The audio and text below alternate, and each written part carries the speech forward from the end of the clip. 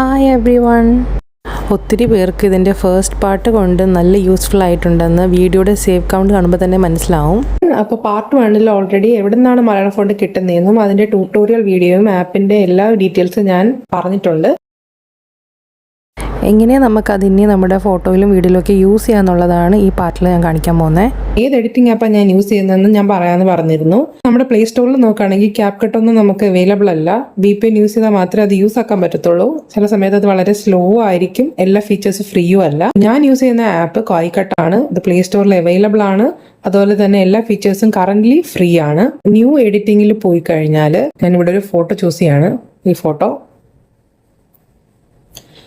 എന്നിട്ട് നമുക്ക് ഇങ്ങനെ ഒരു വേർഷൻ കിട്ടും. കണ്ടോ, ക്യാപ്കട്ട് യൂസ് ചെയ്തവർക്കൊക്കെ അറിയാം. അതിനകത്തുള്ള ഒട്ടുമിക്ക ഫീച്ചേഴ്സും ഇതിനകത്തുണ്ട്. ഇനി എങ്ങനെയാണ് ഫോട്ടോ ഇതിനകത്ത് ഫോണ്ട് ആഡ് ചെയ്യാമെന്ന് നോക്കാം.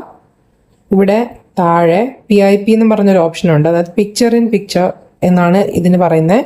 ഓർ ചിലതിൽ ഇപ്പോൾ ക്യാപ്കട്ടിലൊക്കെ ആണെങ്കിൽ വേറെ എഡിറ്റിംഗ് ആപ്പിലൊക്കെ ഓവർലേ എന്നോ അങ്ങനെ എന്തെങ്കിലും ആയിരിക്കും പറയുന്നത്.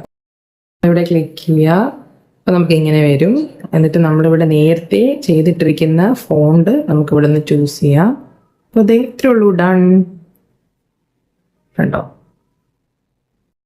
ഏത് രീതിയിലാണോ ചെയ്യേണ്ടത്, നമുക്കിപ്പോൾ റീലിലേക്കാണോ ടിക്ടോക്ക് ആണോ എങ്ങനെയാണോ അത് നോക്കുക. ഇൻസ്റ്റഗ്രാം ആണോ, അത് കഴിഞ്ഞിട്ട് നമുക്ക് റെസൊല്യൂഷനും നമ്മുടെ ഫ്രെയിം റേറ്റും എല്ലാം അഡ്ജസ്റ്റ് ചെയ്യാനുള്ള ഓപ്ഷൻ ഇവിടെ ഉണ്ട്.